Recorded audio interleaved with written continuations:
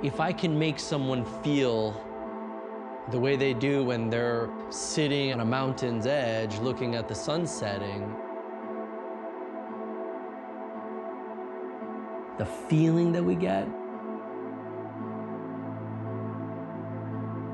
imagine if you could translate that or transform that into a space.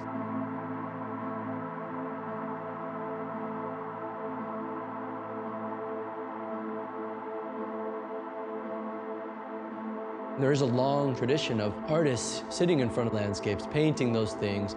And it was for a reason. I think that humankind wants to feel connected to Earth.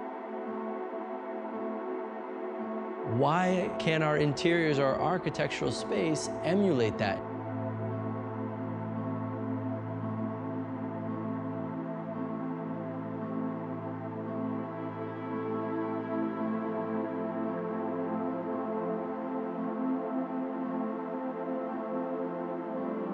At the time, I was starting to think about this booth. I was feeling very inspired by Rousseau's work. You know, these jungles, these plants, and these red dot suns that he would paint. I thought those were really beautiful. I was just very inspired by the color palette. And I thought, this could be something that I could bring into interiors, right? A playful, colorful, plant-filled, landscape-inspired interior could be just a wild departure for me. And that feels interesting.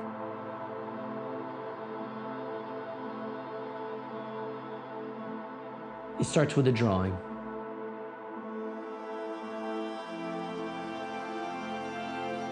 And I'm thinking about how one feels inside of a space. And I'm thinking about a space that moves the way a landscape does. So I knew right from the get-go that the space was going to be rounded. Because when you think of landscape, you don't think about it on flat plains. You relate to it in panorama. So it was imperative that we curve the interior so that it would feel that way. Once we knew the shape of the arc, we sort of had the framework for the whole piece.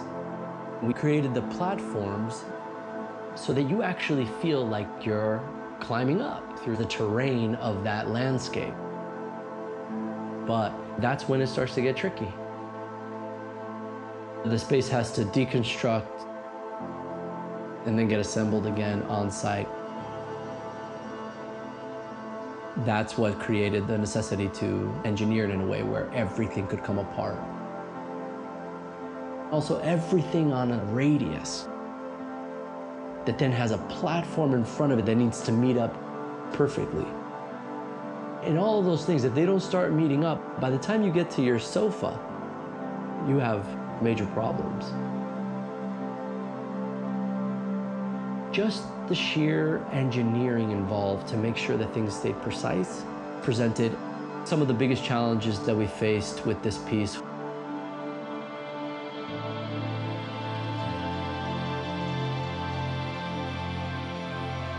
At the center of all of that is the use of materials.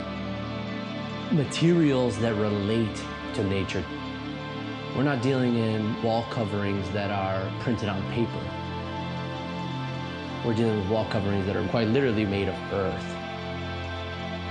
And we cast the sand in a way that emulates the way that strata layers build into a mountain.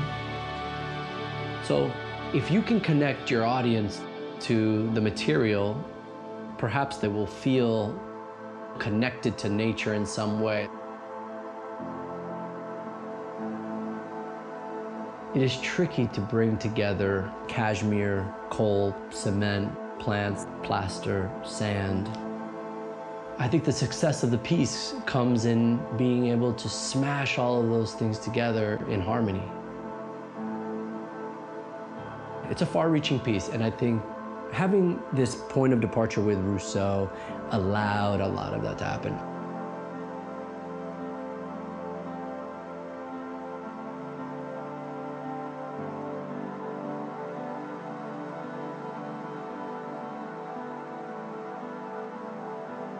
This piece really pushed my boundaries. There were certain days that it just felt like the entire world was crumbling down. This is the biggest project we've ever done. All of this time, all of this energy, and it's just an idea. There was nothing for sale, so there was a lot of fear. But I really, truly believe that you have to make these statements and you have to do things to sort of put yourself out there. And that's what this was about for me, having a voice in architectural space. The future of the studio is large scale. It's architecture. That's the final frontier for us. Using all this language for a full encompassing work of art. That's what I'm leading up to.